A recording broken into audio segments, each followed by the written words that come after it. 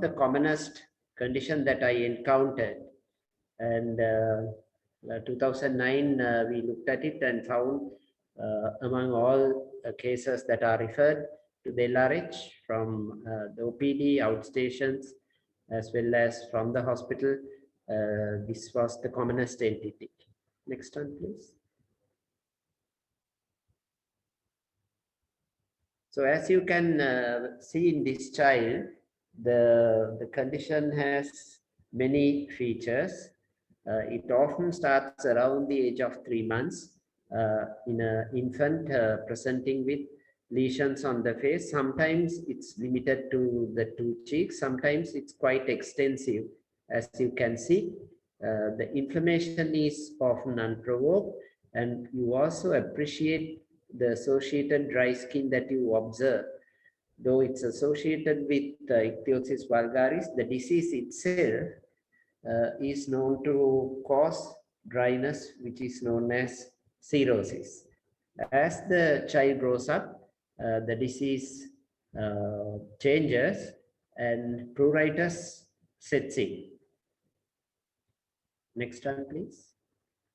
Later on, there's flexural involvement in a symmetrical way. This is very important. Majority of children will have involvement of the minor flexures, that is the antecubital fossa and popliteal fossae. And in the Indian subcontinent, the disease is slightly different, because since we are pigmented, we often see pigmentary changes. Most of the time in acute and subacute stages, you see hyperpigmentation. At times, chronic stage, you see hyperpigmentation and lichenification. Next one, please. Another common entity that we encounter in the Indian subcontinent is this follicular atopic dermatitis, which is characterized by involvement of the hair follicle, at times inflamed, at times purely dry. And this is invariably seen in long-standing long-standing situations where the hair follicles are thickened, and also associated with respiratory allergies, namely the bronchial asthma, indicating that the initial sensitization to the environmental allergens has shifted from the skin to the respiratory mucosa, which is known as the atopic march. What is shown here is the lichenification, which results from prolonged scratching, prolonged inflammation, application of all types of things, and in places like the back of the neck, which is shown here, the rubbing caused by the garments. Next one, please.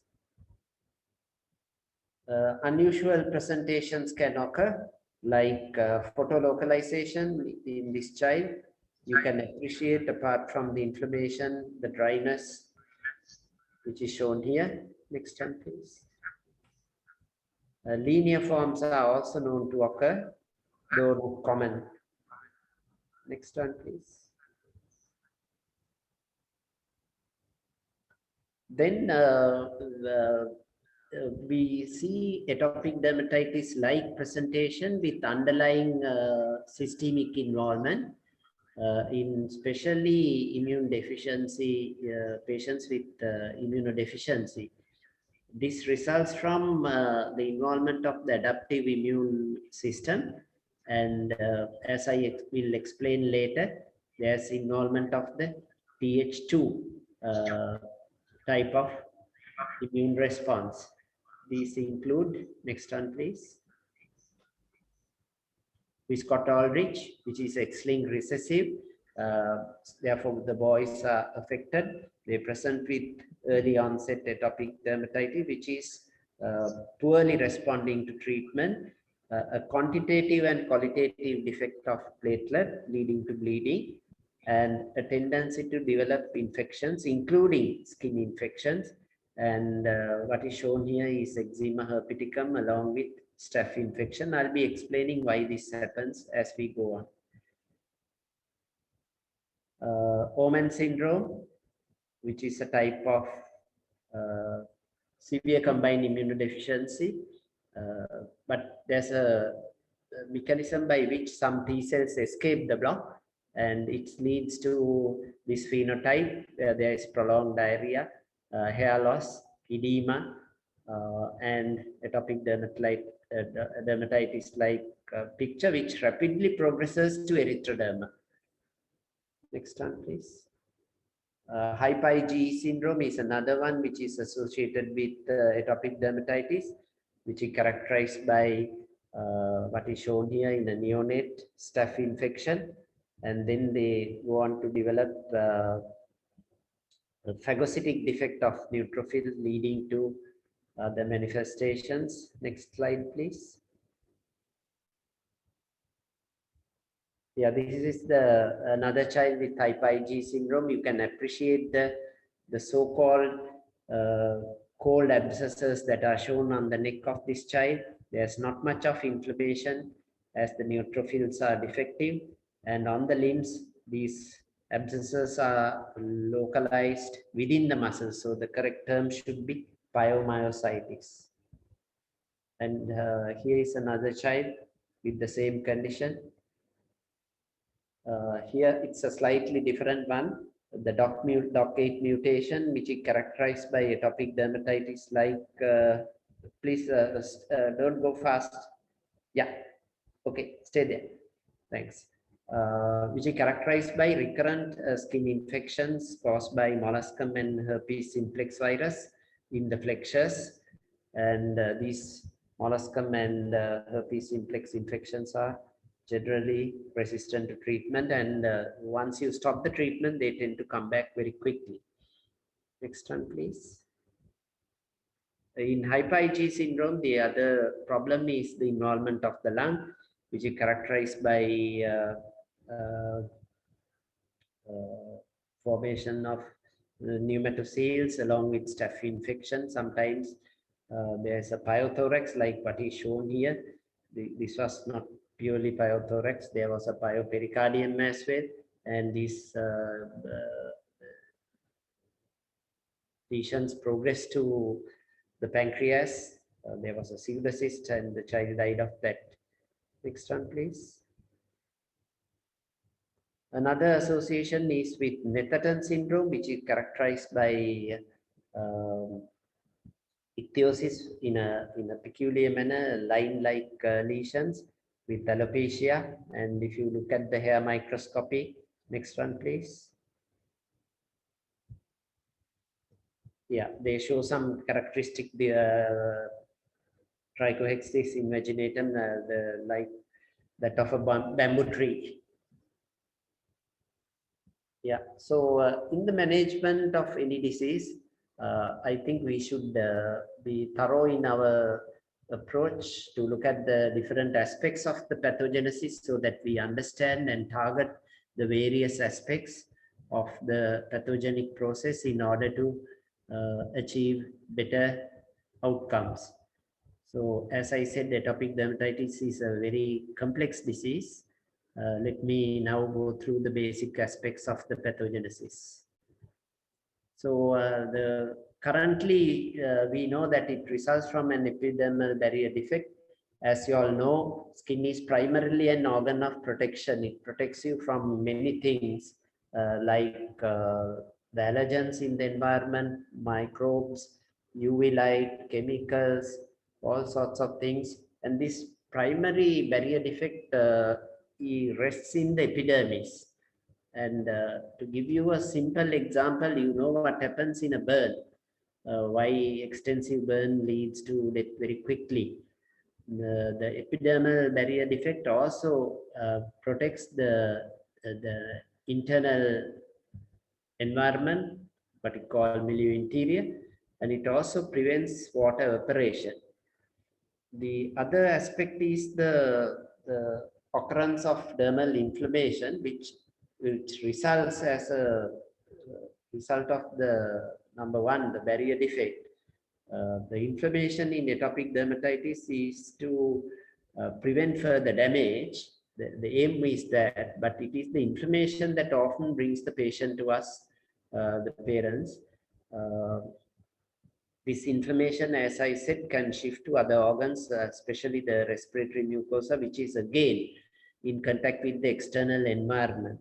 So the current theory is that the respiratory sensitization to environmental allergens, at least in majority of patients, occur as a result of the epidermal barrier defect, where there is ingress of allergens, antigens into the dermis.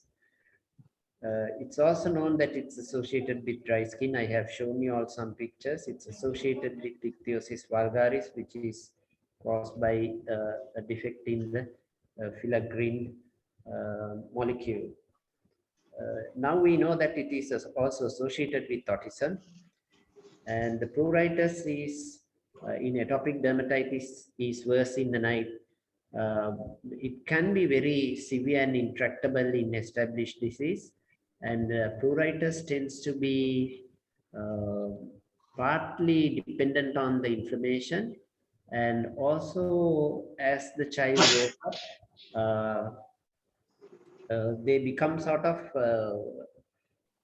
it becomes a habit to most of them, and sometimes they use it to achieve their requirements.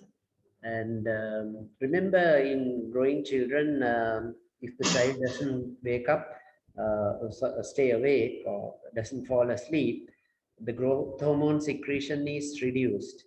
As a result of that, in severe atopic dermatitis, the children are stunted. This was actually earlier thought to result from the use of topical steroids. So it's not only topical steroid that results in growth retardation in atopic dermatitis, it is partly the uncontrolled nocturnal pruritus.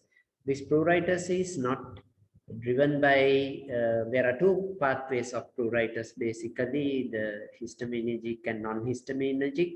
So in atopy, it's the non-histaminergic pathway. Therefore, the only valuable antihistamine is the ones that are sedative. The non-sedative ones, which target the histamine, has very minute place in the management of atopic dermatitis. Atopic children, children with atopic dermatitis also develop certain specific infections. That is, the barrier function is of two important components. One is to protect from the allergens and antigens. The other one is to protect from infections. Now, these two barrier functions are not equal. Some patients develop inflammation more, some patients develop infections, some patients develop both. So among the specific infections are Staph aureus.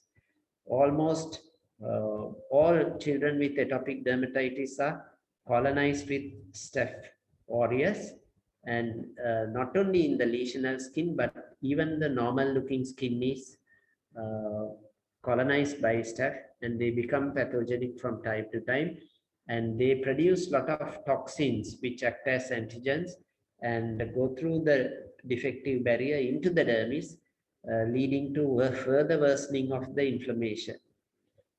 Now, if the inflammation is quite extensive, the childhood is a state of anabolism. Now, if you have a very inflammatory extensive disease, this leads to a lot of catabolic mechanisms. To contribute to this is the increased transepidermal water loss, which is energy dependent.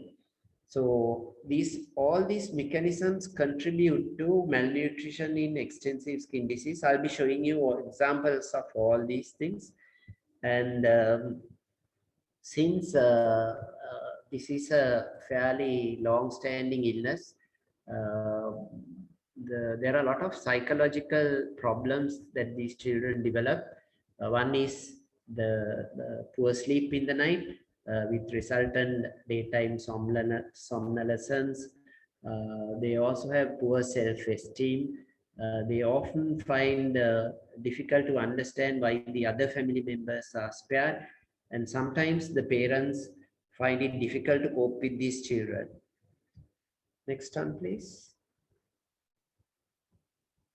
So there are a lot of research that had been going on. As you can see, if you start with the barrier defect, there are many mechanisms by which there's a barrier defect. The epidermal barrier defect rests in the stratum corneum, the topmost layer of the epidermis. Now, when I went into dermatology in 1985, at that time we were taught that since stratum corneum corneocytes don't have a nuclei, they are dead cells. So if you look at this argument scientifically, then the red cell is also a dead one. So gradually this theory had fallen out, and coming back to the barrier defect, it could be inherited like the filaggrin mutation, and there are many acquired causes for the barrier to fail. To have a competent barrier, the hydration is of utmost importance. Now, this skin barrier hydration depends on exogenous and endogenous mechanisms, which I will basically touch on. So the defective barrier results in ingress of antigen, environmental chemicals, certain ligands which bind to the toll-like receptor, initiating inflammation in the dermis. Among the recently discovered compound is the TSLP, which initiate the adaptive immune response, which is characterized by the Th2. As you know, Th2 is allergic, Th1 is anti-infectious. So when you have Th2, it often inhibits the Th1. So as this is the second mechanism by which children with atopic dermatitis are prone to certain types of skin infection. I mentioned Staph aureus. Among the other ones are the DNA viruses like molluscum, the ordinary viral warts, and herpes simplex virus. As you can see, the mast cells also play a little role, but there is no histamine, the word histamine here. Next one, please.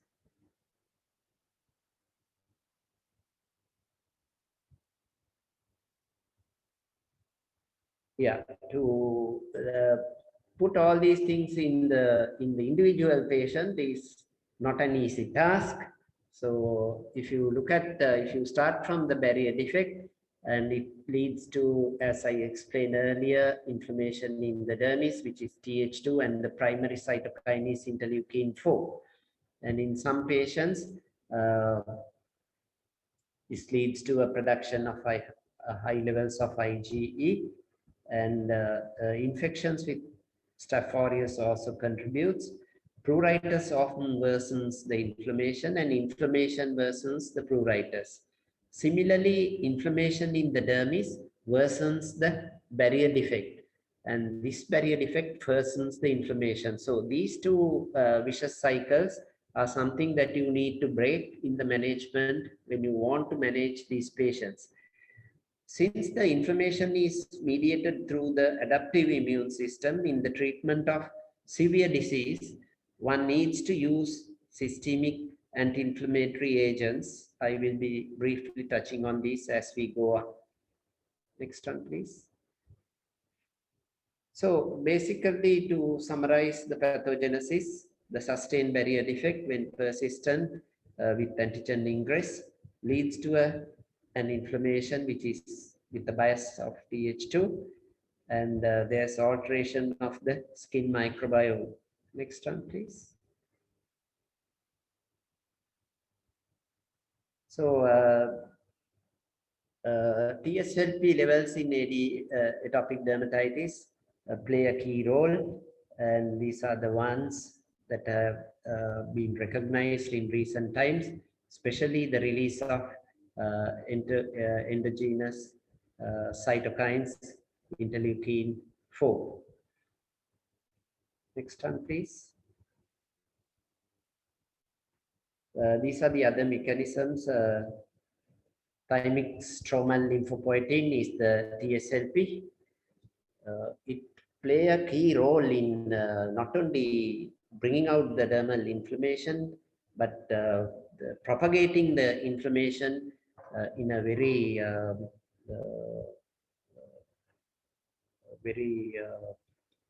severe manner. And they also play a role in sensory neurons, act on the sensory neurons to trigger the itch, which is not histaminergic, as you can realize. Next one, please.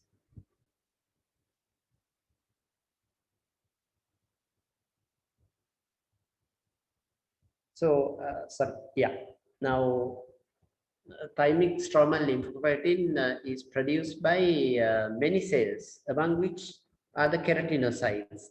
The keratinocytes are the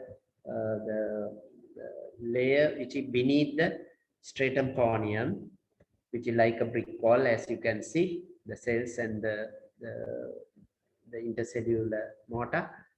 And beneath that, in the dermis, you have a very complicated inflammatory response. But the key to understanding this is the interleukin-4 Th2.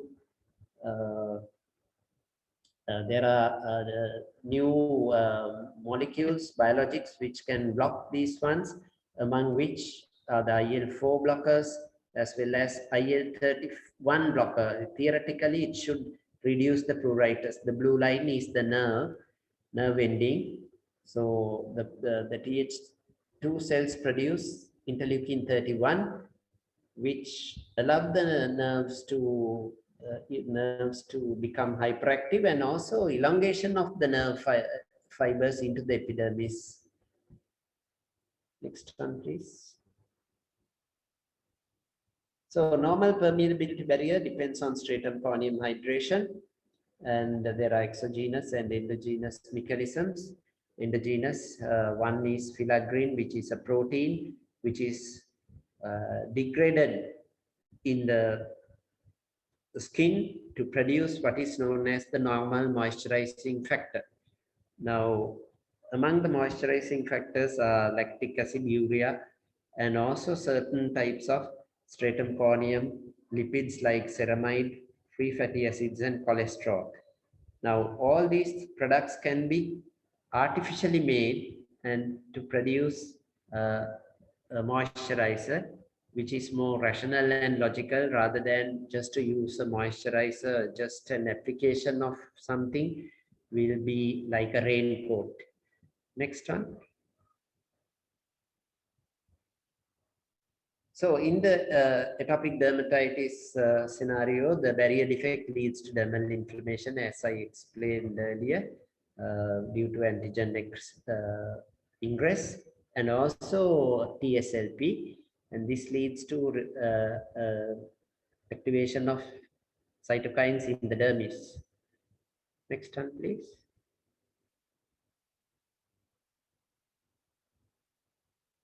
So the dermal inflammation in turn worsens the epidermal barrier defect. So this was known as the outside inside outside hypothesis.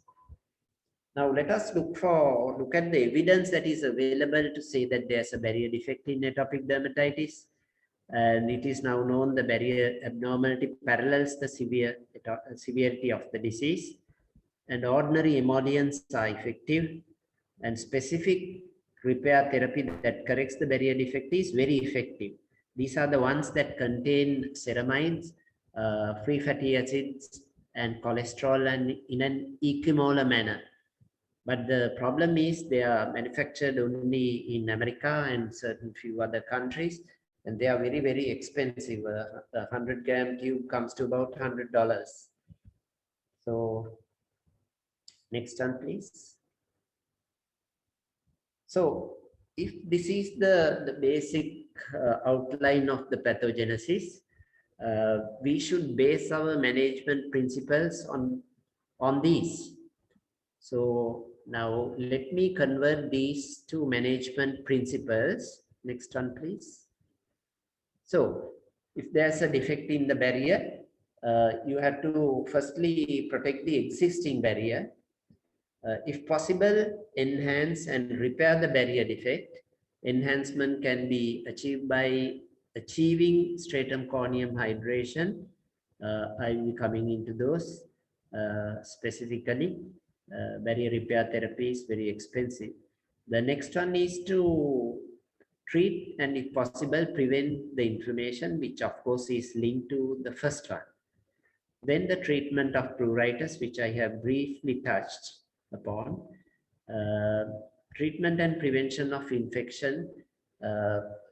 Especially infections lead to acute flares of the disease. Once you control, the patient goes home or the patient goes back to the normal life, and all of a sudden they come back with worsening of the condition, mainly due to acute flares, but there are the reasons. Now, in a catabolic situation, which is quite devastating, it's imperative that the child's nutrition is maintained. So I'll be briefly touching on those as well. Next one, please. So now we convert these management principles as follows: barrier-related management principles, inflammation-related management principles, pruritus-related management principles, management principles of acute flares, nutrition-related management principles. And since this is a very chronic disease with exacerbations, remissions, other problems, it's very, very important that the parents know what type of a condition that their child is suffering from in order to achieve proper compliance. Next one, please. So first one is barrier-related management strategies. Number one aim is to hydrate the stratum corneum. How do we achieve it? Next one, please. So firstly, we have to protect the stratum corneum. Now, a few examples are the type of clothes, used clothes, cotton clothes, avoiding various things that the parents tie on the child's neck and arms and things like that. Also, for barrier protection, clipping the nails of the child on a regular basis. Because this is a very pruritic condition, and when they scratch, the very friable stratum corneum is further damaged. Barrier function enhancement can be achieved by use of emollients. I'll be coming to those. Next one, please. So to protect the skin, one needs to avoid the triggers of which could be a wide array of things. Say, for instance, going to an air-conditioned room, the child just can't tolerate it, the change of temperature, the change of humidity, rough clothes.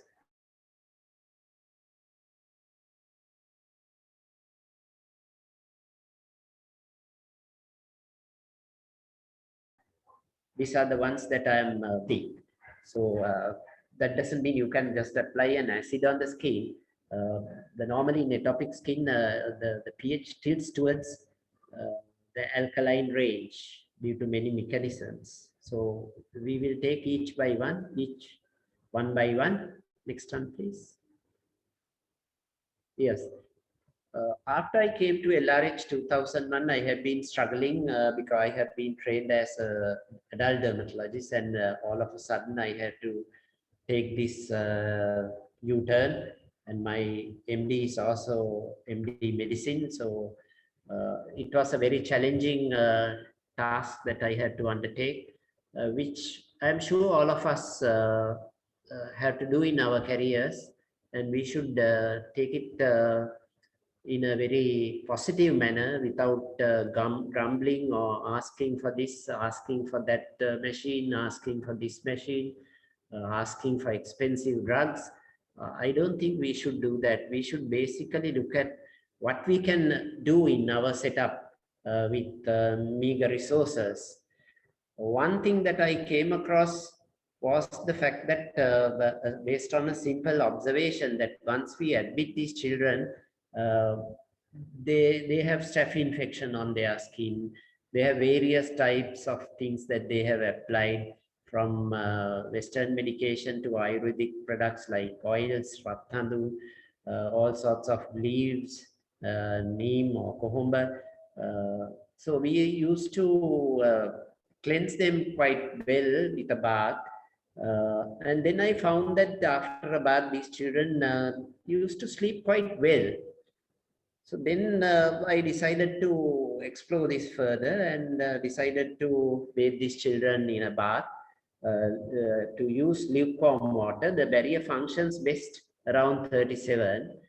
And for the skin to hydrate, a quick shower is inadequate. So you need to bathe for about 20 minutes. And we use a mild soap-free product, which is the aqueous cream, which even now I use as the soap substitute for children with atopic dermatitis. A mild antiseptic shampoo. Now both these products are free of preservatives, free of fragrance, free of many other things. And also, after a while, we devised a bath emollient with my pharmacist, which we have been using for a while. Next one, please. So when you bathe a child with atopic dermatitis, it hydrates the stratum corneum, washes off pathogenic bacteria. Remember, any microorganism first adheres to the skin before they penetrate or proliferate. And it also washes off serum, pus, sweat. Antigens are also not bullets, you know, antigens also stick and come through, so are the allergens. The inflammation is heat. Remember, when you use water, you can reduce, I'm not saying 100%. Also, these children feel better and sleep well. And it also, since the mother carries it out, improves the very traumatic mother-child relationship that occurs in long-standing patients with atopic dermatitis. Next one, please.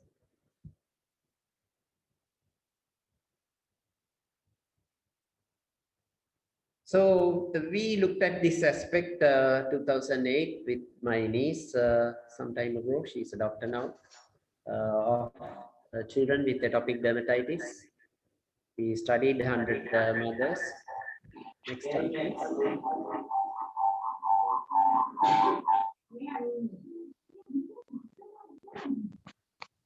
Can we have all muted, please? Next one, please.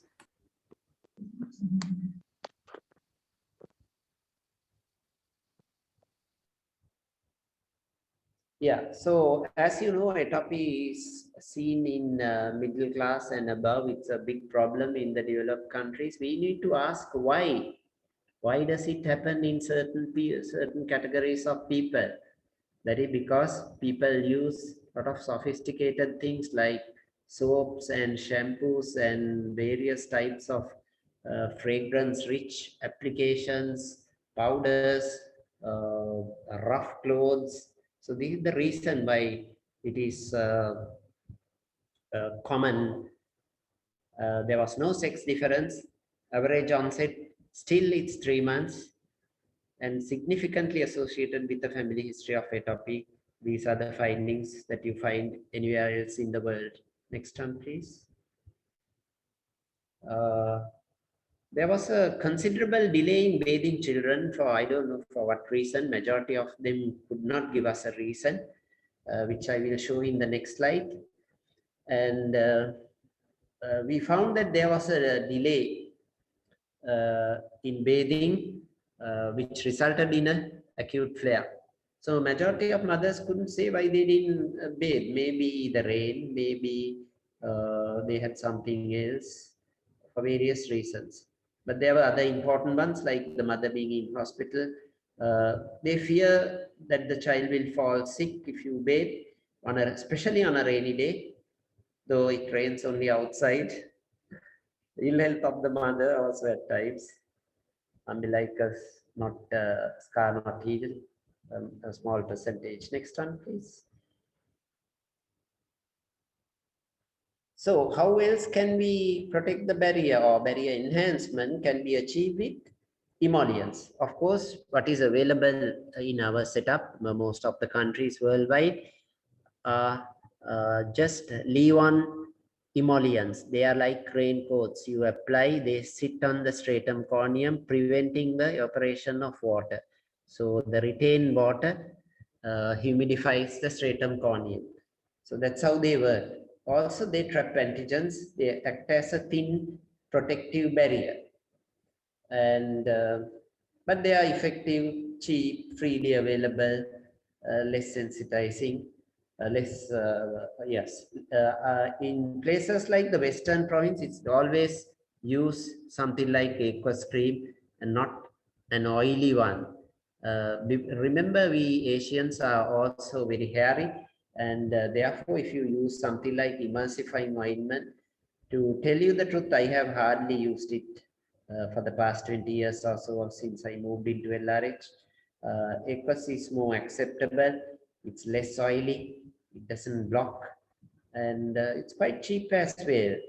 What is the best time to use an emollient? After a bath is the best time, and also washing, and also when dry, and also if the child is scratching, you can use little bit of aqueous cream and see.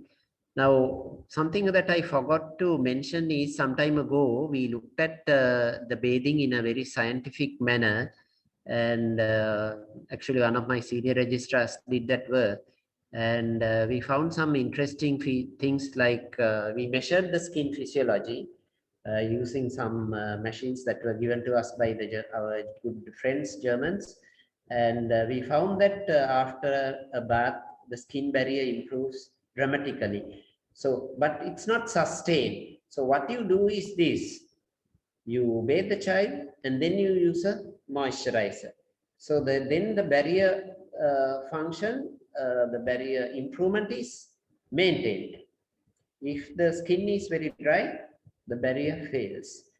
Another thing that I forgot to mention is, when you use a topical steroid, the skin barrier recovery is delayed.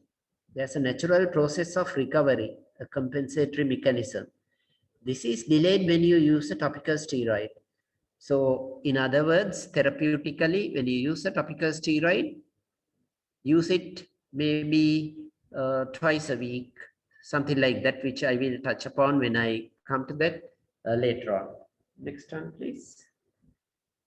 So atopic severity scores are drastically reduced by the use of ordinary emollients.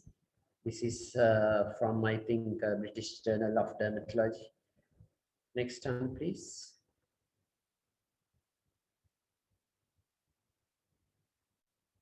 So these are the ones that can damage the skin barrier. Very common. These cords, remember, they are often moist, sometimes tendons and all sorts of sura and things that are hanging on from these.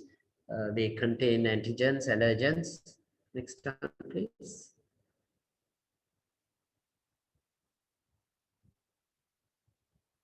Now, barrier repair strategies, just for the completeness sake, these are very, very expensive.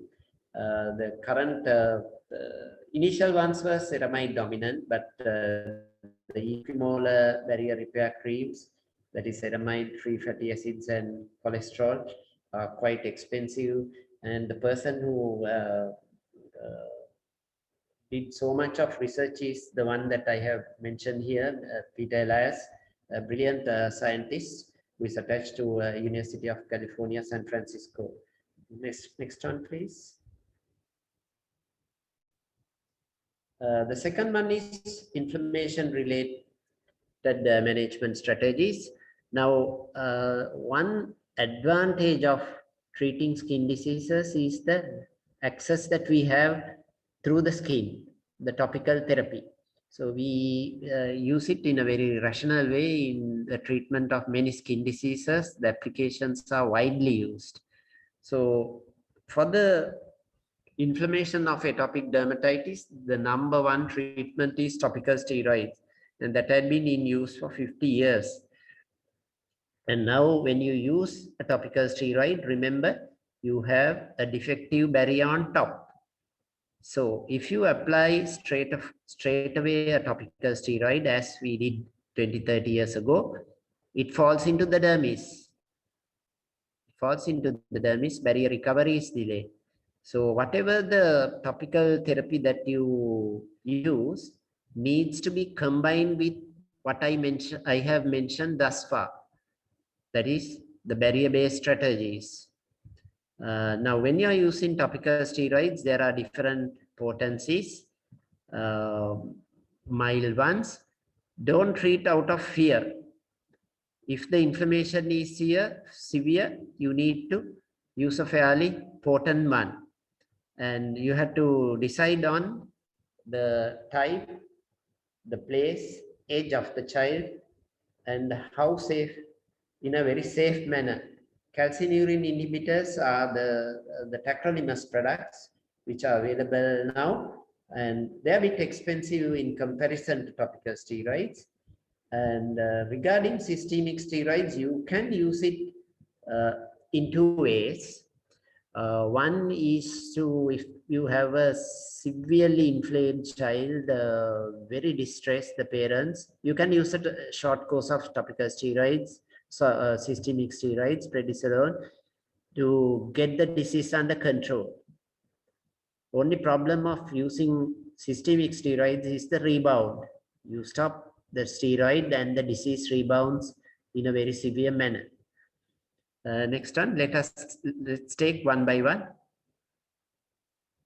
Yeah, this is the implication that I mentioned. If they are using a topical steroid, they just fall into the dermis. Therefore, use them with barrier-based strategies. Next one. So these are facts. Topical corticosteroid treatment compromises permeability barrier and homeostasis of stratum corneum. Next one, please. So use them with topical, with barrier-related strategies.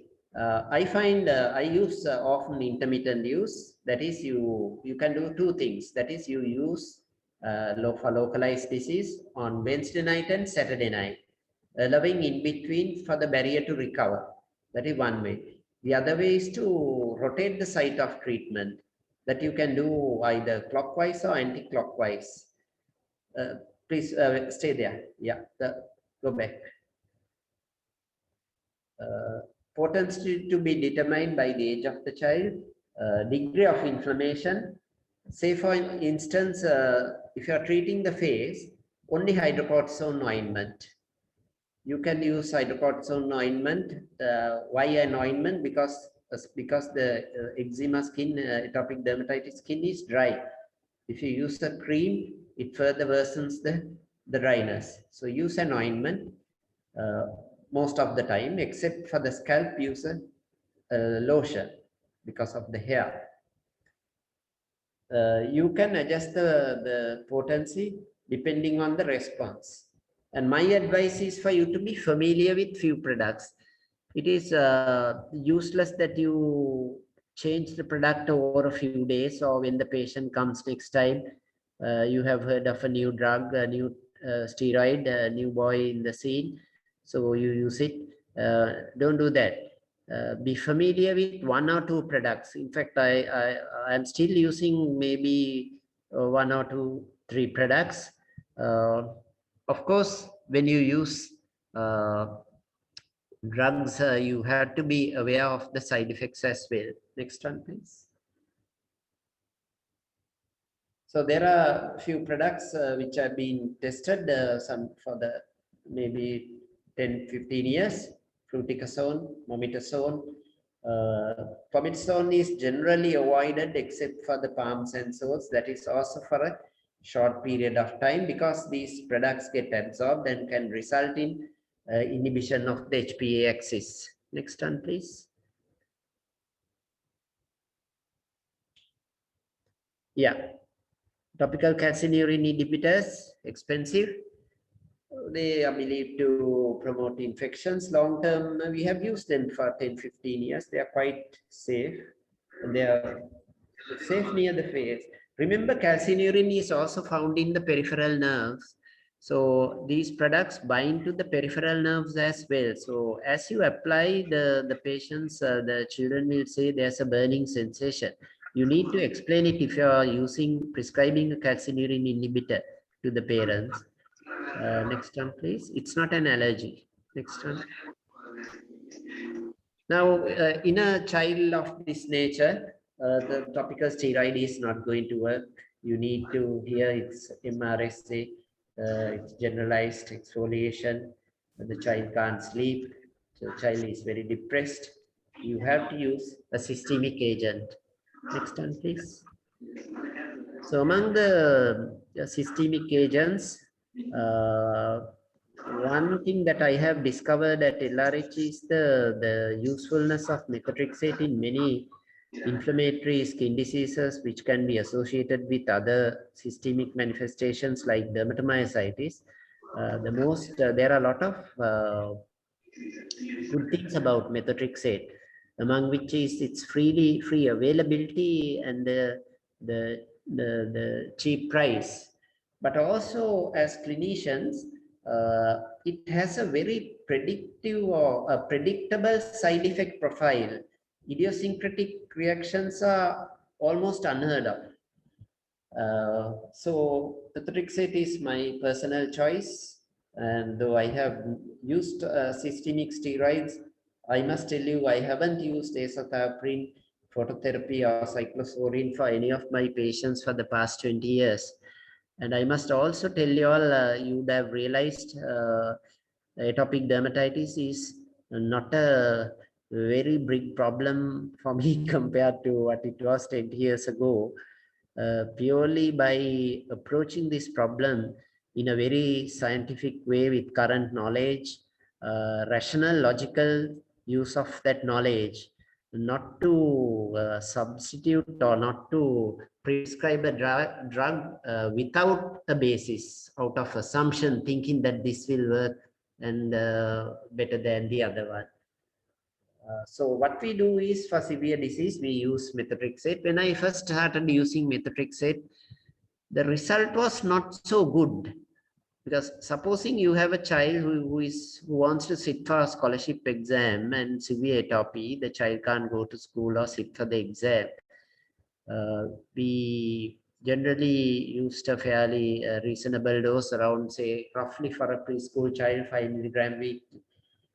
Then I realized that we need to hit at the T lymphocyte, which is driving this process, with another drug.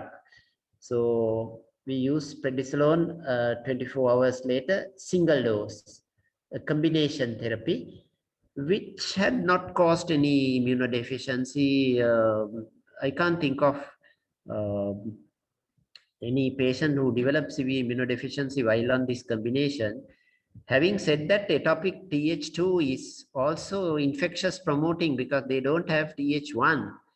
So they are anyway vulnerable for infections. And by using this therapy, you shift the Th bias towards Th1, which is also beneficial. Next one, please. This is just for the completeness sake. Next one. Next one is the pruritus. Next one, please.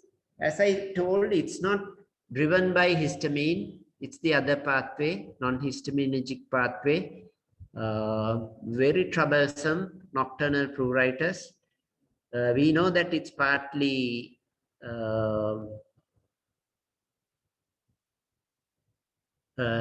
partly related to the severe inflammation, partly psychological in grown-up children. This is the problem. They scratch in the night. Just sit on the bed and scratch. And following day, there are a lot of problems, daytime somnolence, mood disorders. I explained why growth retardation occurs and also leads to various endocrinological defects. Next one.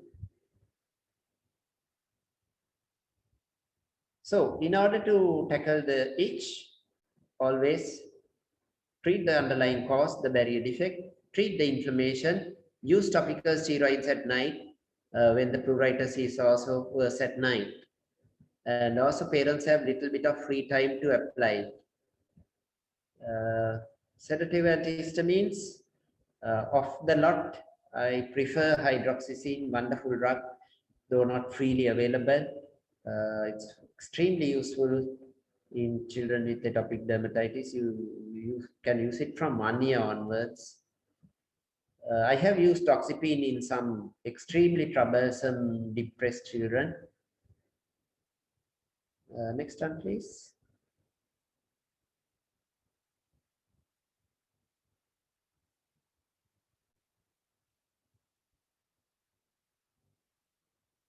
So how do you tackle flares? Let me show some acute flares. Next one. So it can be a de novo immunological phenomenon, especially in immunodeficiency, it just flares up. But staphylococcal infection is a very well-known and notorious cause for acute flares. So is eczema herpeticum. Let me show some of these cases. Next one, please. Yeah, that's staph infection. You can appreciate the involvement of the atopic skin and also the non-lesional skin. This is very important that you realize this. Actually, it's gone beyond the epidermis into the hair follicle, so folliculitis. It's very important if you have facilities that you, why do I say staph infection? You can see the golden yellow crust, which is very characteristic of Staph aureus infection. You can see the inflammation and pigmentation of the atopic skin. And if you have facilities, do the culture. And you have to use a systemic anti-staphylococcal antibiotic, Fluclox. Orally is good enough. And also I use co-amoxiclav sometimes. Next one, please. So rest and bathing, subculture and ABST, and antihistamine, bed rest. If very severe short course of oral steroid, when you use oral steroid, you reduce the inflammation and you improve the barrier. Though there's a secondary bacterial infection, the child improves fast. Don't be reluctant to use oral steroids even in the presence of an infection. It works the other way through the Th1 path. And if you are using Condis, use the diluted version.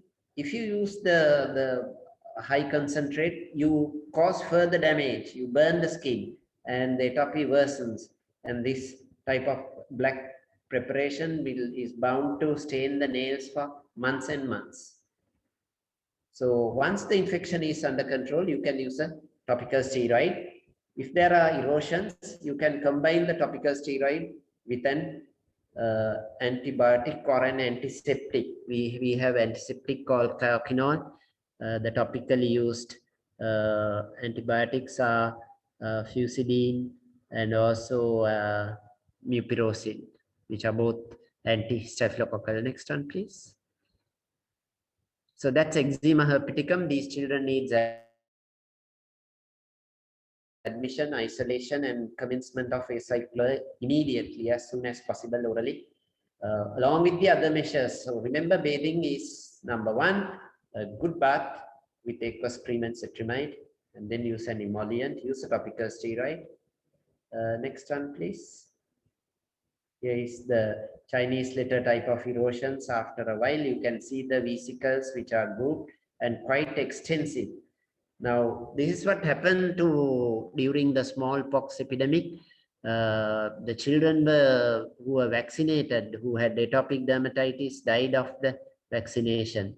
So this was the first piece of evidence that came to prove that atopic dermatitis has a defective not only permeability barrier towards allergens, antigens, but to microbes as well. Next one, please. That's a molluscum. Molluscum is also common in atopic children. This is actually the DOCK8 mutation child. Next one. Eczema verrucatum, which is the papilloma virus, is also DNA virus. So it's also DNA viruses which cause both pox, herpes, and papilloma virus. You can appreciate the surrounding skin, which is very unhealthy, dry, and inflamed. So however much you treat the warts with cryotherapy or something else, unless you correct the underlying barrier defect, you're not going to achieve much. Next one. So this is to show you that the barrier defect is not equal. Now this child has no inflammation on the flexures, but it's all molluscum and papilloma virus warts.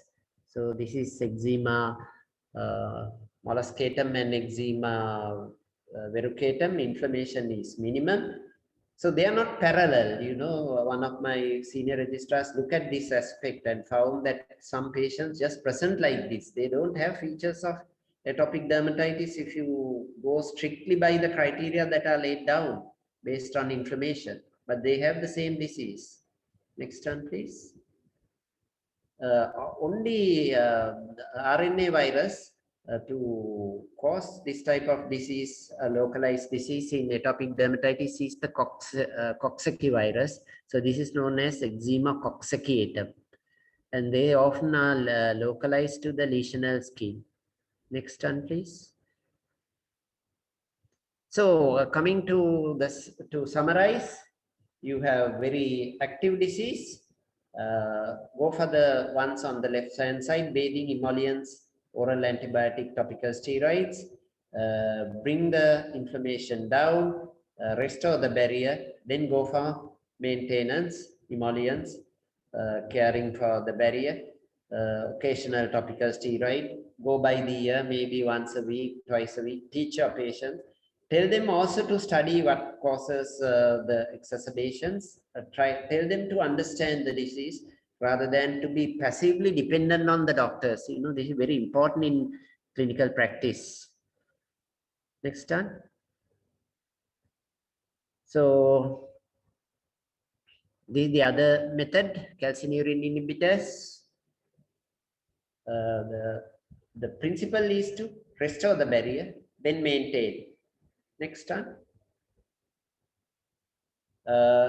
Severe atopic dermatitis, you need the support of many people, a pediatrician, sometimes a psychiatrist, a microbiologist, nutritionist, and sometimes a pulmonologist because of its respiratory problems. Next one. Now, let me briefly touch on the nutritional aspects of atopic dermatitis. Firstly, childhood is a state of anabolism. Disease is very catabolic. It's imperative that the child gets good nutrition, and tell the parents that the disease is not caused by something in the food. We know that it's a skin disease caused by a problem in the skin itself. Of course, there can be an associated oral allergen which can exacerbate the disease.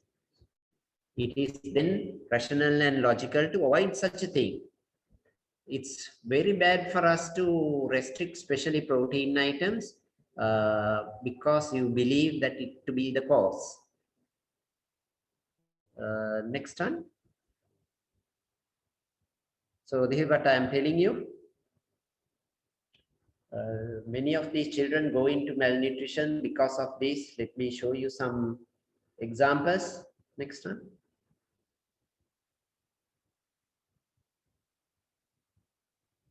Next one.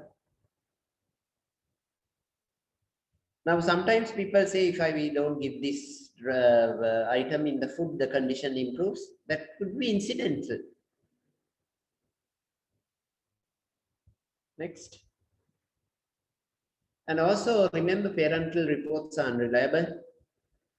And sometimes they insist that it is this item that caused it. So then tell, don't, in such a scenario, don't go to war, agree to disagree and tell them to avoid that substance. Here, this was my first child with the severe malnutrition, very fair complexion. She was dying. I think this was about 15 years ago. I remember from Ward 1. Extensively investigated. Some of you who had been there may recognize this patient. Actually, she now lives in Italy. She's he lives in Italy. He's doing very well, actually. Still, he visits me, interestingly. Yeah. Next one. So this illness is characterized by early onset severe disease, a fair complexion and fair hair, a severe hypoalbuminemia, a lot of food taboos, breastfed without being weaned, and when you treat atopy, the color returns and their normal complexion is restored.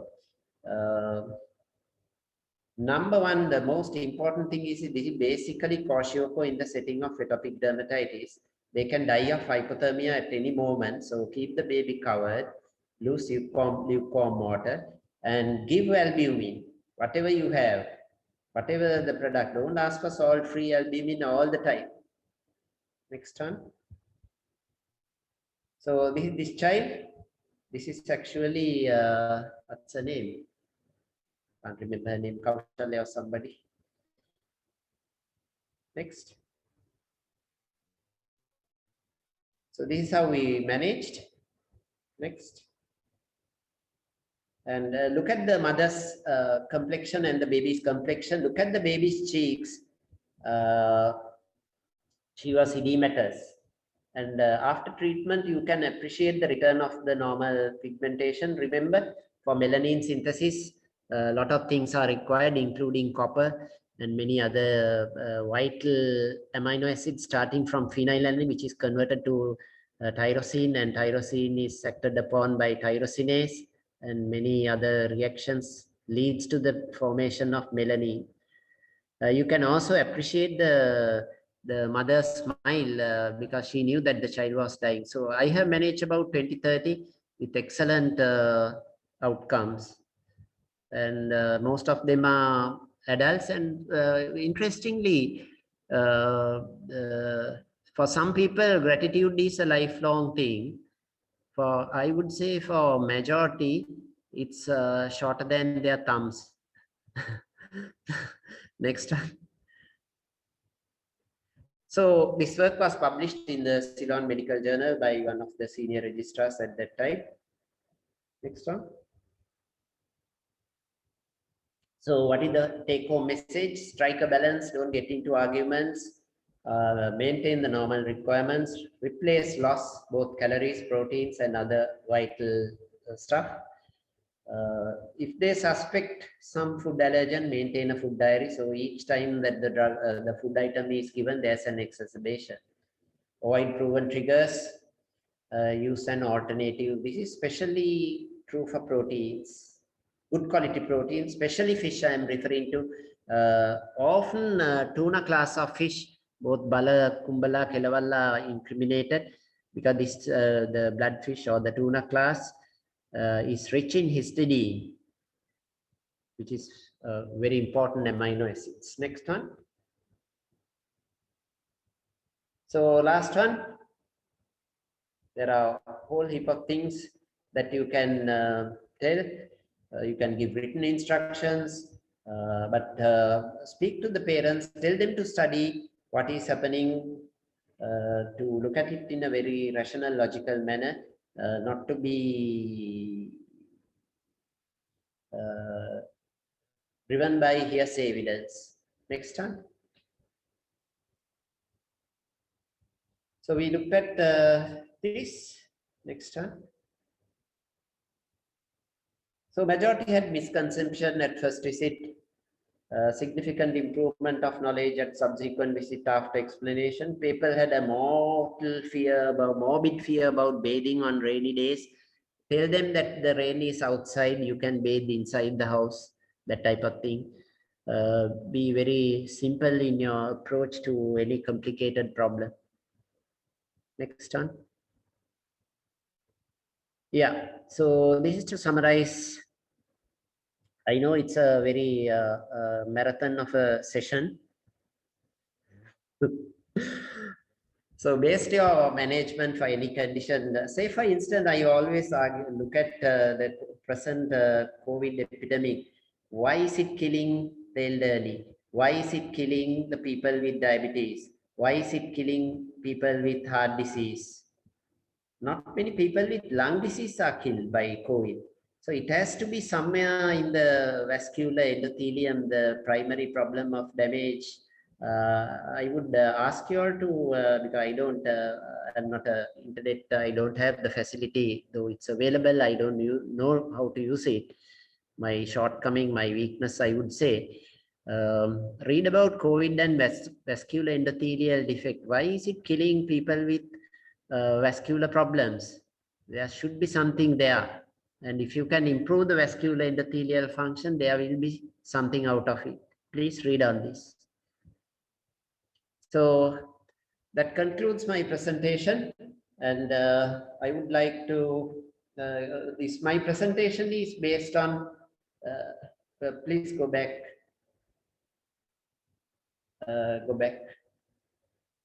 Is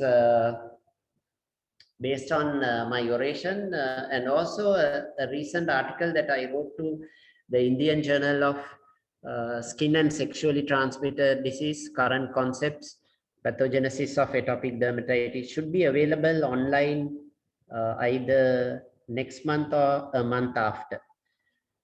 So next one, please. I thank Dr. Subhani Pereira, my present senior registrar, who tolerated all these things to make this presentation in a very comprehensive way. And next one, please. A genuine smile of a small child. Thank you.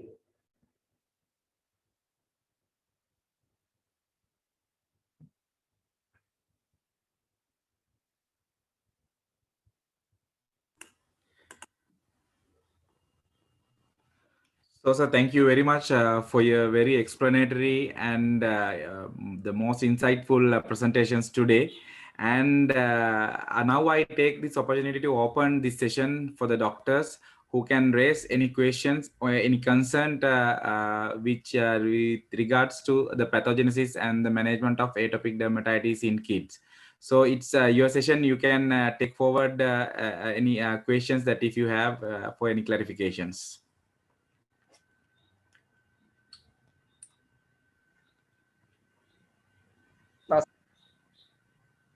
So meanwhile, while the doctors are turning up on the screen, may I forward a couple of questions to you. I think these questions have already been addressed, but these questions have been posted in the very beginning of the session. So still for the benefit of the questions, I will post it. So the first question is, will genetic counseling will help in these conditions on parents? Yeah, to a certain extent. Now, I said the barrier defect can be the result of a genetic defect, which is autosomal dominant ichthyosis vulgaris. Having said that, we have seen patients with severe ichthyosis vulgaris, but they don't have atopy. That is because the compensatory mechanisms downstream are quite effective. There's one defect, but skin is a very complex structure which can compensate. So you can basically say if one child is affected, the child has ichthyosis, parents have ichthyosis vulgaris, chances are there that the other child can be affected. But what they should do from the beginning with the birth of that child is to adapt the barrier protective measures which can be implemented at any home, any rural hospital of this country. Now, I worked in Badulla for 10 years, 1993 to nearly 2001. with very few facilities. These are the drugs that I'm still using sometimes at LRH. Thank you, sir. Thank you very much for your explanation. May I now forward the second question to you? Of course, obviously you have answered this also, but the next question is the specific food to be avoided in these circumstances. Yeah, if they find one particular food item which is bringing out an attack, now that can happen in two ways. One, when the child is fed, stuff can get into the surrounding skin of the mouth, the chin, say for instance. There can be a contact issue there, a contact urticaria type of thing. The second one is an allergic reaction, urticaria, worsening of atopy. That is type 1 hypersensitivity reaction, immediate. So what they should do is to avoid that substance. Now what happens is the child is fed one type of fish and the allergy occurs, and they stop feeding all types of fish, which is there's no rational basis for that. Yeah, we have another question. Will there be a permanent solution for this? Yeah, most of the children grow out of it. Especially what I find is this: if you intervene early, if you address all aspects of the disease, corrective measures, when necessary, use the systemic immunosuppressive agents. It does a hell of a thing for these children and their parents. So we have very interesting question again. Is there a place for coconut oil applications which most rural parents do? No. Coconut oil, as I said, we are very hairy. If you apply, it will lead to a folliculitis. And coconut oil contains palmitic acid and some few other substances. They don't sort of act as a good moisturizer. The skin becomes very oily. It's difficult to carry the child. And mostly better result can be achieved by applying something like simple aqueous cream. Coconut oil is also now, I think, a bit expensive than aqueous cream. So we have another question. Is the Atopic March Pro? Most likely, yes. I believe in it. I have seen it. And I don't know the current literature, I must admit. So it's really getting interesting. We have a few questions coming up. There's a question. Any comorbidities that can worsen the condition, such as heart disease or leukemia, or vice versa? Not to leukemia, I don't know. I haven't seen or heard. There's something like this about this heart disease. Ongoing inflammation of not only the skin, any organ is associated with an endothelial cell dysfunction, which is the forerunner of atherosclerosis. So this is well seen in psoriasis. Now we know psoriatic patients to develop whole heap of cardiovascular complications from myocardial infarctions to ischemic stroke. Regarding atopic dermatitis, since it's commonly seen in children and the topic that I am discussing, I haven't come across any cardiovascular comorbidities in children, but I must say I haven't addressed this issue in adult atopics. Yeah, we can have some questions from the participant on this forum. So may I now invite everyone to raise any question if you have. How many participants do we have? Sir, we had more than 140 participants, sir. Okay. From outstations also? Yes, sir.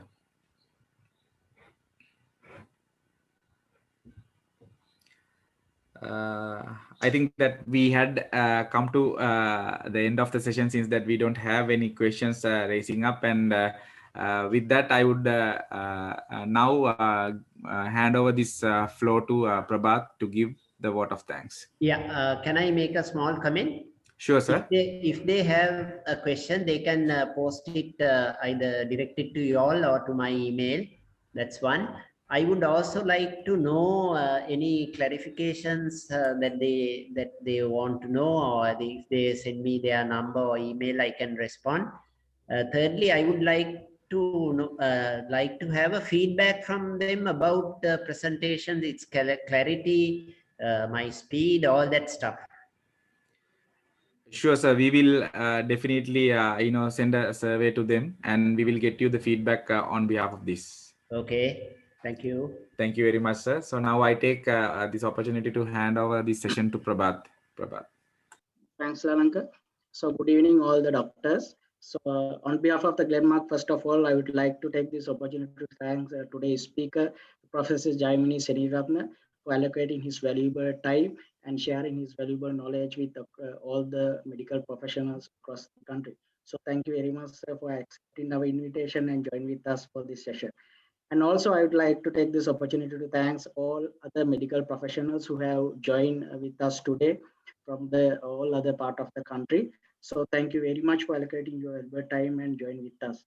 And also, I would like to inform that we are willing to continue this the same kind of sessions in the future as well, with involving with Professor Jayamini Seneviratne in the future. So we will be informing all the time schedules and the dates through our team in the future. So therefore, I kindly request from all the doctors, keep your time free and allocating your time and join with us in the future as well. So again, thank you very much everyone for joining with us by allocating your time. And I would like to thank our Glenmark team also for supporting for us to success this session. So again, thank you very much and good night. Thank you, sir. Thank you very much. Thank you all. Thank you, good night. Thank you, sir.